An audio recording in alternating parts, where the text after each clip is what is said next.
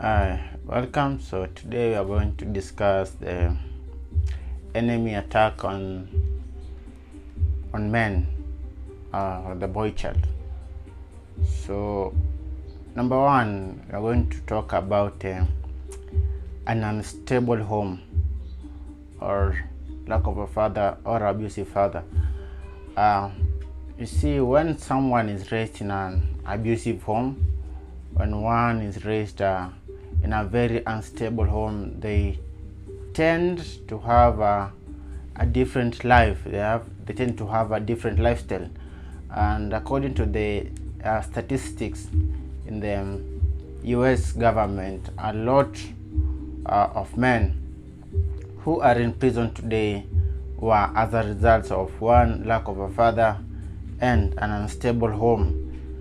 You see, it is provided by scripture that a family should raise the children in a good way, but there are some people who lack this.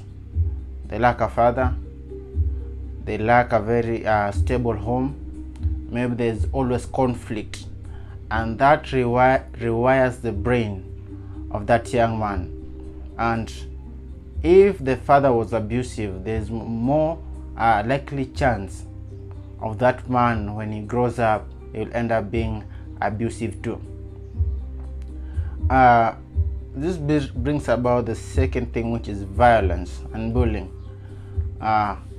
We see a lot of people have daddy issues. Others have been beaten a lot, they have been harmed, they have been abused, and all these, it has an effect on the mind. And also we see those who are bullied, because when someone is bullied, they feel that sense of being powerless, and later in life they tend to be on more aggressive than their nature. They tend to go further to bring harm unto others, and this should not be the case, because though the scripture says that we should love one another, love is the greatest command. It just should be a basic law for every believer and everyone, but the world is not so. We are from different environments, we are from different backgrounds, and therefore our environment is going to shape us who we are. And another thing is abuse from those people who are close. We say there are young men who have been molested by friends, by family members. There's usually a joke that goes around about uncles raping their nephews. We see this also happening in the priests. For a long time, they have been abusing young boys and young men, and therefore this is also an issue, because it not only defiles that soul, but it brings about that trauma in the brain. And we have to look. We have these people, if they are not catered for, if they are not taken to a place where they can be they can have peace of what has happened, they cannot reconcile with the situation, therefore they end up being also messed up a little bit. Number four, I'll say is drugs, because you see, drugs have been a major problem in this world, and we see the Bible speaking over and over against alcohol, and these things they call weed and all the kind of drugs, they usually have an issue. They usually changes some things in the brain. We see the ancient men or the shamans, they use drugs in order to feel high, in order to communicate with those in another reality, another dimension. And this God was against, because it was a practice. This practice was done mostly by witches, and today we see drugs have taken a center core into the society, destroying men. And according to psychologists, or when you study the brain, you see that when you have this electronic music and you have drugs, you are high, therefore it usually elevates you to another point or in another reality. And this reality is somehow people are sensitive to the spiritual, but therefore they do not know what they are doing or the environment around them, but therefore it becomes easy for the enemy to possess them, because these demons, they roam all over the place looking for a host. And therefore we see by drugs there are a lot of marriages that have come down, and there are a lot of relationships, people have been fired because they have become addicts, they have become a former shell of who they were. Their humanity is drawn away from them. You see, by drugs people take, others commit suicide. It brings about a destruction of a generation. We live in such a time where a lot of men are drinking, and it's so unfortunate that also my countrymen, we are among those who are leading in the world in being drunk, and that is not a good thing. Also, another thing is pornography. Pornography has been something that is very bad, very harm. It rewires the brain, and it tends to bring up people not being appreciative of their partners, those who are in marriages. It brings about a change of perception in those who are or in teenagers. It brings about fused sperm count, and also it brings about an abusive nature.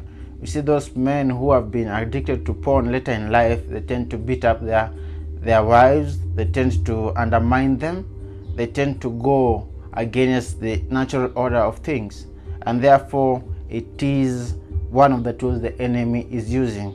But above all, we remember it is said that let us maintain purity, and therefore let us try as much as possible to see that we are doing it not only for ourselves but also for our partners. And also another thing is crime. We see a lot of young men right now, they are under specific gangs, they are under doing a lot of crimes. This brings about end of life, because once someone decides to go and do a harmful business and they are caught, you see here in Africa, the mob justice will be taken upon you. In other places we see the police are just going to shoot you and kill you. And crime is not necessarily a good thing, because our scripture says that we should not steal, we should not covet. And therefore when we go against this, it becomes a legal ground for the enemy to end a young man's life, to destroy him as yet when he is still not in the process of reaching that destiny. And number 5, maybe I'll talk about his sexual perversiveness. We see, as a young man, God had a specific reason why He said that we should wait until marriage, or we should refrain from all these sexual activities. Is because there's a reason why God speaks. So it is up to you to see where you are, because nowadays we see a lot of people being destroyed, first of all, with gayism. It has become a cancer. A lot of men are going into gayism or joining the LGBTQ community. This is also destroying a young generation, because God had not intended that for men. And also it rewires how someone thinks, because it becomes a delusion.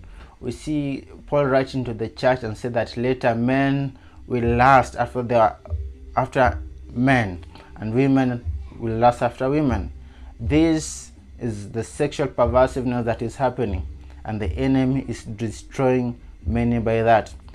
And also in soul ties, a lot of young men will say that they want to prove themselves, therefore they will go around sleeping with any woman they find, and without knowing they are creating soul ties.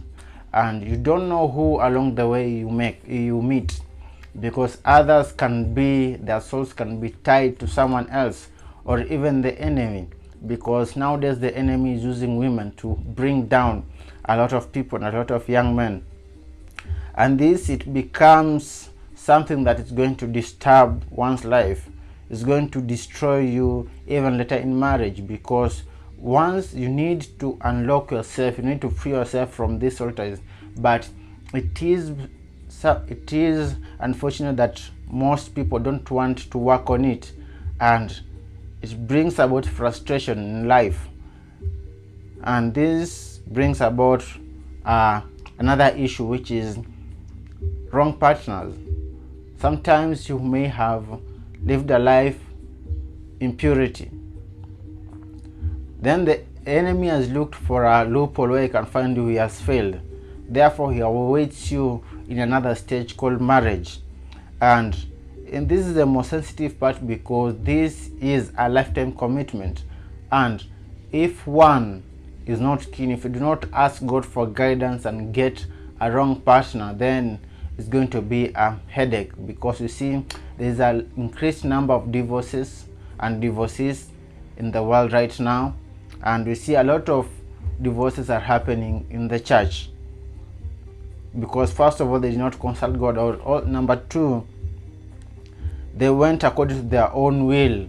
They followed what their eyes showed them. You see, just someone is just beautiful, you don't know about the character, you don't know about the background. You see a lot of people and young men tend to stay away from their wives, because maybe she is stressful, she's always angry, always wants to argue, and you know that a lot of men will want peace. So therefore you should be keen on whom you choose. Always pray about it, always ask God for it, and God is faithful and he will lead you. Another thing is depression and suicide. This has been, it is a major issue in the world right now. We see through the frustration of life, many young men are tired. Many young men, they don't have that will to keep on going, because by the frustration of life it brings about depression. And with men, our society currently, we have been raised to see that men should be strong, men should not talk about their feelings or what they are undergoing. And therefore, when they lack someone to talk to, when they lack someone to tell or someone to comfort them or to encourage them, they feel that the best way to end their suffering is by committing suicide. And by the national worldwide statistics, it says that men are the one who are committing a lot of suicides. And it is a sad state of nature that we should lose young men, that we should lose life. So we should see these are some of the strategies. And also gambling. As I wind up, gambling is a waster. And I was listening to a professor, this clip from the 1990s, and he talked about gambling. And also there was another guy who was saying that in order to make the world a slave, they will use gambling as one of the tools. And therefore we see that by doing that, it becomes a waster. It wastes one's effort, it's addictive, it does not profit any man, but it brings you to that state of being poor, of always losing. And therefore, when we are not keen, when we are not knowledgeable, when we do not come to this understanding, we know that surely men are failing. But God has a specific purpose. God always wants his creation to move on forward, because men, we are the generation carriers. We're the one to shape. We carry the seeds within our loins. Therefore, there's a lot of generations ahead of us. It is up to you, it's up to me to see that how am I going to be a better man? How am I going to escape these things the enemy has come upon with? Therefore, I know maybe of those the things we have talked about, maybe one was you are a victim of one of it. But therefore, the best advice is I can tell you is, first of all, trust in God for your change in heart, change in mindset. God will free you from whatever prison that you are in. And also is always find someone who is close to talk to. Find someone who is closer that you can tell him your issues, and it will help you. Also, I'll advocate that one should find a mentor. This person is going to help you to make some decisions in life. It's going to help you heal, and on the road to recovery, you are going to see a change. Therefore, know that you are the generation carriers. You are the fathers of the future. You are a seed. And therefore, be a man you want your son to be. Strive more, pray more, invest more, be wise, be knowledgeable, and in the end of the day, your life is going to be changed. So with those few remarks, I hope you are going to make a step, you are going to work on it, and may God bless you, and may God free you from whatever point or from whatever prison the enemy has held you. Shalom, till next time.